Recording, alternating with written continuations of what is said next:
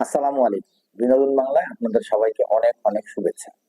Bangladesh under 20 women's football দল থাইল্যান্ডে AFC under 20 final রাউন্ডের গ্রুপ এ তে তাদের সর্বশেষ খেলায় ভিয়েতনামের সাথে পরাজিত হয়ে টুর্নামেন্ট থেকে বিদায় নিল। বাংলাদেশের জন্য একটা বিশাল সম্ভাবনা ছিল কোয়ার্টার ফাইনালে খেলার, কিন্তু সেই খেলা আর বাংলাদেশের হলো না। এই বিষয়টা নিয়ে কিছু আলোচনা করব। সর্বপ্রথম যেই বিষয়টা নিয়ে আলোচনা করব সেটা হচ্ছে, এই ম্যাচে বাংলাদেশ যদি ড্র রাখতে পারতো তাহলে বাংলাদেশের জন্য যথেষ্ট সম্ভাবনা ছিল। গ্রুপ বি এবং গ্রুপ সি দুইটা ম্যাচ ছিল। এই দুইটা ম্যাচের মধ্যে প্রথম ম্যাচটা ছিল জর্ডান এবং উজবেকিস্তানের মধ্যে। এই ম্যাচটা যদি ড্র থাকতো তাহলে বাংলাদেশ কোয়ার্টার ফাইনাল খেলার সুযোগ ছিল।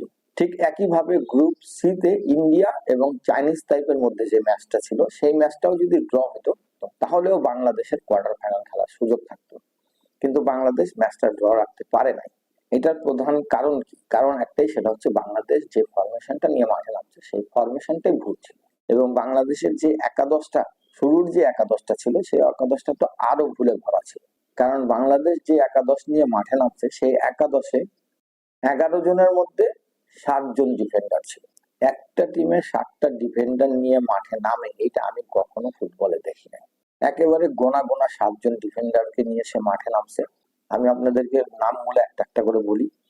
রাইট ব্যাক পজিশনে পূজা ছিল, লেফট ব্যাক পজিশনে আরফিন ছিল, সেন্ট্রাল ডিফেন্সে আফিদা এবং সুরমা জান্নাত ছিল, এবং তাদের ঠিক উপরেই অর্পিতা এবং মৌমিতা। তো অনেকে হয়তো মৌমিতাকে চিনে না, এই ম্যাচে প্রথম দেখছে, কিন্তু না, মৌমিতা আন্ডার 17 দলের রাইট ব্যাক পজিশনে খেলছে। তো হিসাবে এই গেল হচ্ছে 6টা। এরপরে আরেকজন কে ছিল? আরেকজন ছিল নবীরন। নবীরন তাহলে কোন জায়গায় খেলছে?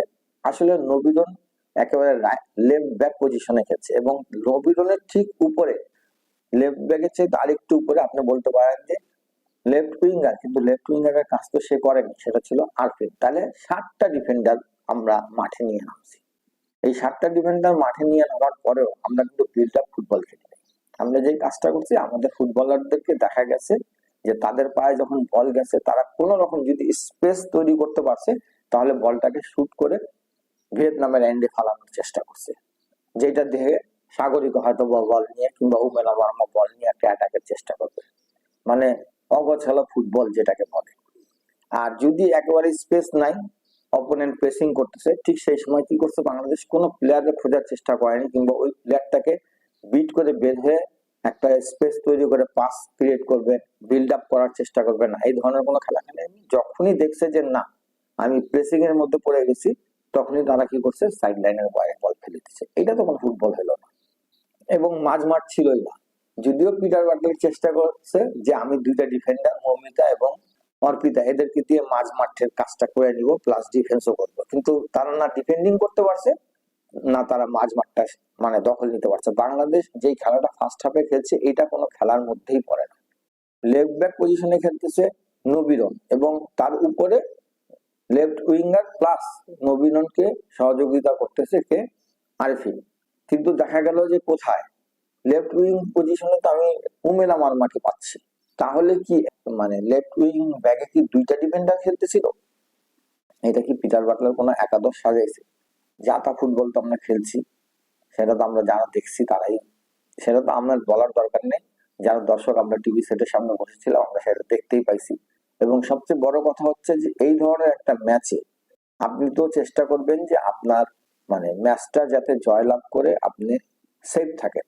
অন্তত পক্ষে আপনার মাঝ মাঠটা, আর আপনি যদি জয়লাভ করতে না পারেন, আপনি যাতে অপোনেন্ট যাতে আপনার উপরে চাপ প্রয়োগ করতে না পারে, সেই জন্য আপনি আপনার মাঝ মাঠটা ঠিক রাখবেন। কিন্তু আপনি কি করলেন? আপনার মাঝ মাঠের যে দুটা অভিজ্ঞ প্লেয়ার আছে, সেই দুটা অভিজ্ঞ প্লেয়ারকে আপনি একেবারে বসাই রাখলেন। ফার্স্ট হাফ টোটালটাই বসায় রাখলেন মুনকি এবং স্বপ্ন, এই দুইজনকে। সেকেন্ড হাফে আপনি এদেরকে নামাইছেন, তাও কি করলেন? আপনি আপনি আপনার রাইট উইঙ্গারটা বসাই দিলেন। যেখানে আপনি আপনার দুটা মাঝমাঠ নামাইছেন, খেলার কন্ট্রোল নিবেন, আপনি অ্যাটাকে যাবেন, সেই জায়গায় আপনি আপনার রাইট উইঙ্গারে বসাই দিলেন। আপনি কি করলেন? একটা ডিফেন্ডার উঠাইছেন নবীরনকে, আর আফরিনটা সেই লেফট ব্যাক পজিশনটা পুরোপুরি দায়িত্ব দিয়ে দিচ্ছেন, আর নবীরনকে উঠাই নিয়ে গেছেন। নবীরনের জায়গায় একজনকে নামাইছেন, মোহাম্মদকে আক্তার, সুরভি আকন্দ প্রীতিকে তুলে নিয়ে আপনি স্বপ্ন রানীকে নামাইছেন, আপনি একটা অ্যাটাক তুলে নিয়ে তারপর মাঝমাঠ নামাইছেন, একটা ডিফেন্ডার তুলে নিয়ে একটা মাঝমাঠ নামাইছেন। আপনার তো 7টা ডিফেন্ডারের মধ্যে 2টা ডিফেন্ডার তুলে নিলেই তো আপনার 5টা ডিফেন্স থাকলেই তো চলতো।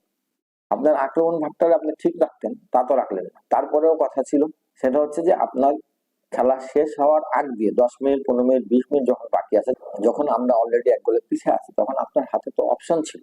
আপনার হাতে 2জন লেফট উইঙ্গার ছিল, মামুনি চাকমা, শান্তি মার্ডি। আপনি একটা উইঙ্গারকে ইউজ করলেন না। আপনি ডিফেন্স ডিফেন্স তুলে নিয়ে আপনি লেফট উইং এ প্লেয়ার নামাইতে পারতেন, আপনি মামুন চাকমা বা শান্তি মার্ডিকে নামাইতে পারতেন, একটা চান্স নিতে পারতেন, আপনার অ্যাটাকিং থার্ডে প্লেয়ার বাড়াইতে পারতেন। আপনি আপনার কাছে শিখা ছিল রাইট উইং পজিশনে, সেই শিখাকেও আপনি নামাইলেন না। আপনি আপনার অস্ত্রগুলো একটাও ইউজ করলেন না। আবার এমনও না যে আপনার চেঞ্জ করার আর কোনো সুযোগ ছিল না, আপনি তো 3টা প্লেয়ার চেঞ্জ করছেন, আপনার তো 5টা প্লেয়ার চেঞ্জ করার সুযোগ ছিল, আপনার হাতে আরো 2টা অপশন ছিল, আপনি সেই অপশন গুলো ইউজ করলেন না। কেন করলেন না, কি কারণে করলেন না, এটা আমরা কেউ বুঝতে পারলাম না। আপনার এইবারের যে যতগুলো প্ল্যান ছিল এই টুর্নামেন্টে, প্রত্যেকটা প্ল্যান আপনার ব্যাকফায়ার করছে। এবং স্বপ্না যখন নামছে সেকেন্ড হাফে, স্বপ্না এবং মুনকি, তখন আমরা দেখতে পাচ্ছি যে হ্যাঁ, আমাদের মাঝমাঠ বল কিছুটা হোল্ড করতেছে এবং ছোট ছোট ন্যারো ন্যারো স্পেস থেকে তারা বলগুলা বের করে দেওয়ার চেষ্টা করতেছে আমাদের অ্যাটাকিং থার্ডে।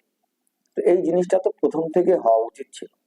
আমরা প্রথম থেকে কি করছি, বল পাইছি, আমাদের বল দেওয়ার তো কোনো লোক নাই, আমরা কি করছি, সাইড লাইনের বাইরে বল ফেলে দিছি। তো এই ফুটবলই যদি আমরা খেলি, তাহলে তো আমাদের পিটার বাটলারের দরকার নাই। ডেভেলপমেন্টের অবস্থা যদি এইটা হয় যে সাইড লাইনে বল ফেলে দেওয়া, আমাদের লোকাল কোচরা আছে, তারাই দলের দায়িত্ব নেই। প্রথমার্ধে আমরা একটা সুযোগ পাইছিলাম, যেটা সাগরিকা, সেই সুযোগটা কাজে লাগাতে পারে নাই। ওই সুযোগটা যদি কাজে লাগাইতো তাহলে হয়তো ম্যাচের মুভমেন্টটা ঘুরে যেতে পারতো। 1:1 এর একটা বল ছিল সাগরিকার কাছে, সাগরিকা আরেকটু সময় নিতে পারতো, সে খুব তাড়াহুড়া করে ফেলছে এবং সে যদি চাইতো বলটা, সে যদি তার ডান পাশে বলটা ডেলিভারি করে দিত, সেই জায়গায় কিন্তু ফাঁকায় দাঁড়ায় ছিল আমাদের প্রীতি, ওইখান থেকেও গোলটা হয়ে যেতে পারতো। যাই হোক, হয় নাই। শুরু থেকেই আমাদের কেমিস্ট্রি গুলো মিলে নাই।